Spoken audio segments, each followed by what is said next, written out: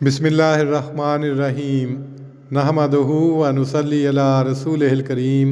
सहीह अल-बुखारी किताबुस्सलात बाब 88 तशबीकुल असाबे फिल मस्जिद वगैरह, यानी मस्जिद वगैरह में उंगलियों को कैंची करना, यानी उंगलियों को एक दूसरे से पैवस्त करना।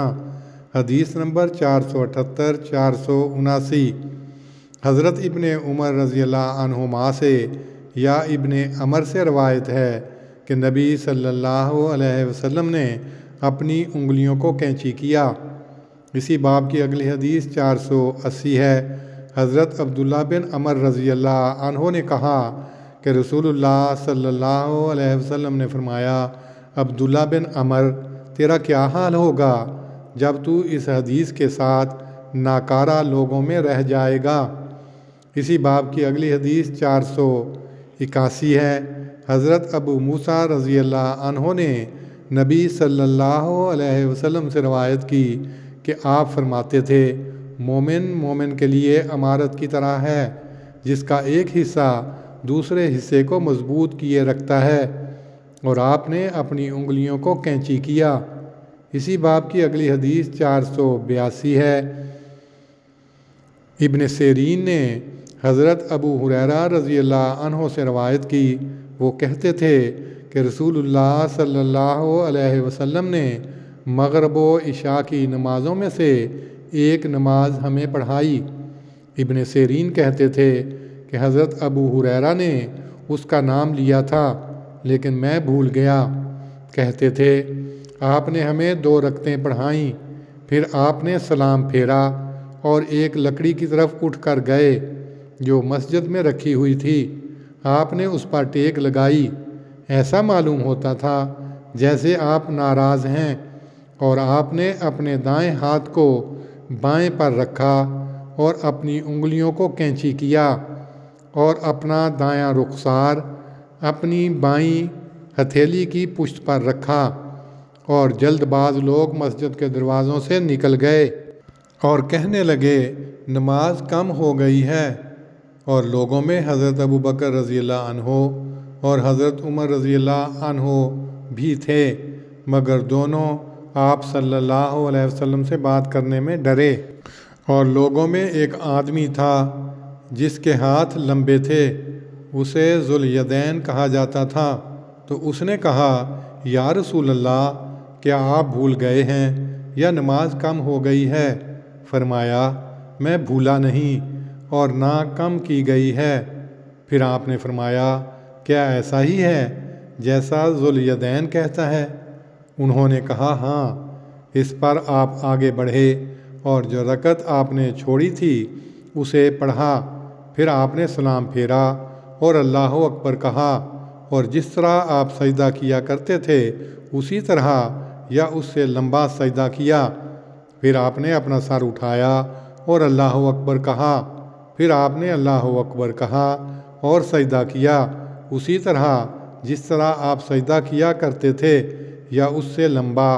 फिर आपने सर उठाया और अल्लाह अकबर कहा।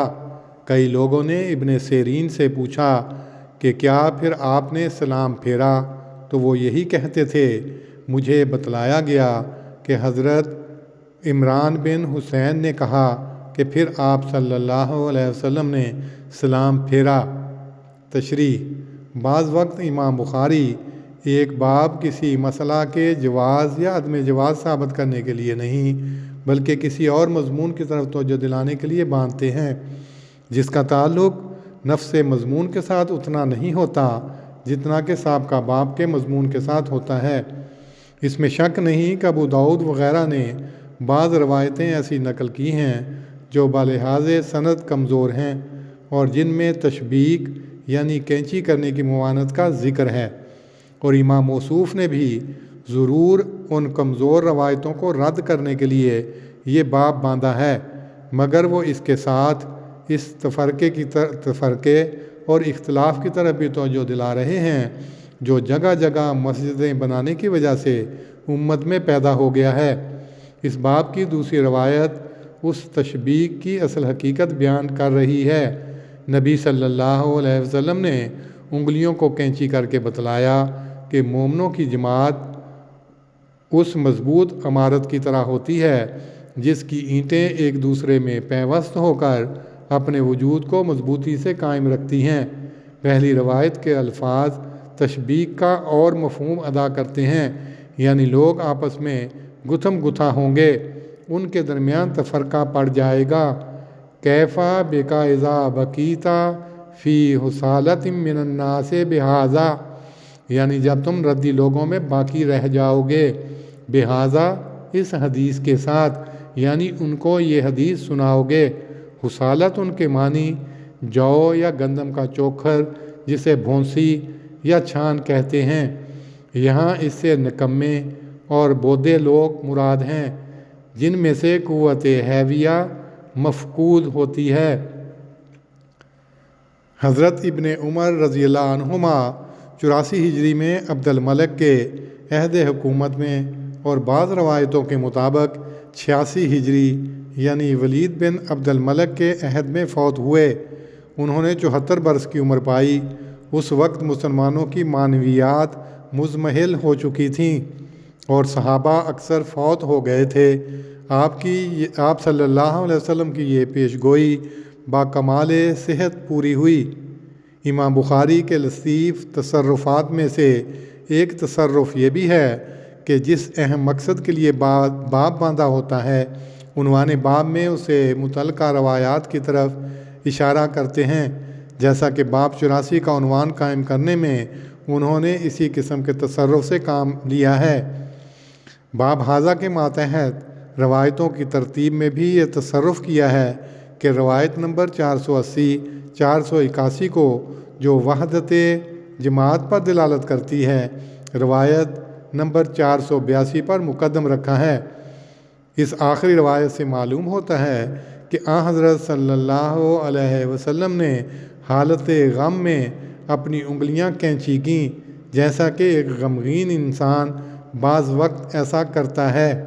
غرض ابو داؤد و ابن حبان وغیرہ کی مشار علیہ روایتیں درخور اعتنا نہیں، یعنی توجہ کے لائق نہیں۔ اللہم صلی علی محمد وعلی آل محمد کما صلیت علی ابراہیم وعلی آل ابراہیم انک حمید مجید۔